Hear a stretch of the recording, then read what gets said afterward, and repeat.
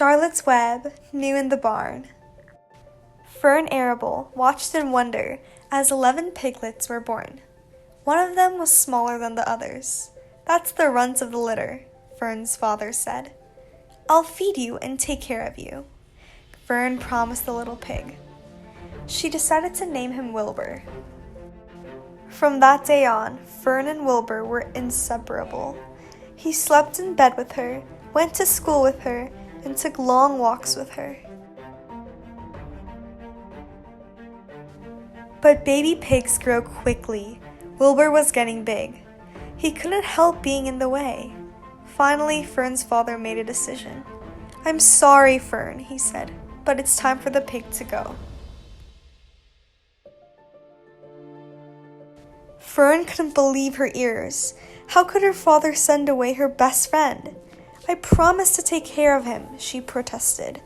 "I'm letting you out of your promise," her father replied.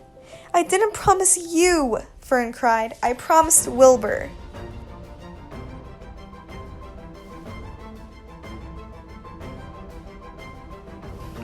Fern was still upset the next day. "What about Homer?" Fern's mother suggested.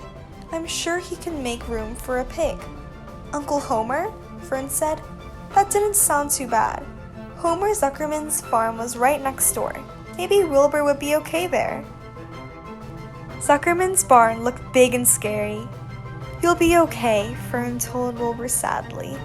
"You'll make lots of new friends here." Wilbur was frightened. He was used to going everywhere with Fern. He didn't want to be left behind. He squealed and tried to follow Fern. "I'll come see you every day," Fern said, as she closed the gate behind her. A tear fell from her cheek. Then she was gone.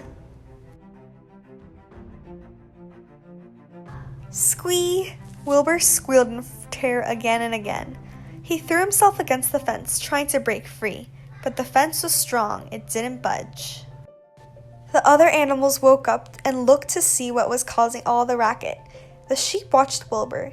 Golly and Gussie the geese watched too. Wilbur didn't pay any attention. He was still busy ramming the fence. Snap! Finally a fence board broke. "Pigs out!" Golly cried as Wilbur raced the lane. "Since when do we have a pig?" Ike asked, confused.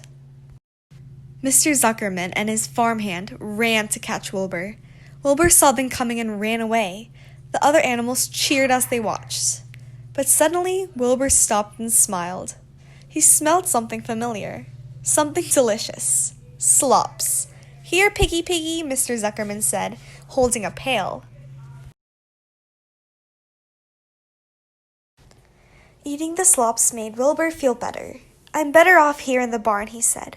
"I'm much too young to be out there alone." The other animals watched him eat. Wilbur hoped they would soon be his friends, the sheep, the horse, the geese, and all the rest. Fern was right. Things would be okay.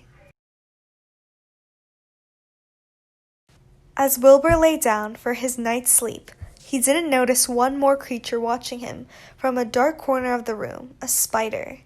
Little did he know that soon the tiny gray spider would become his very special friend, Charlotte.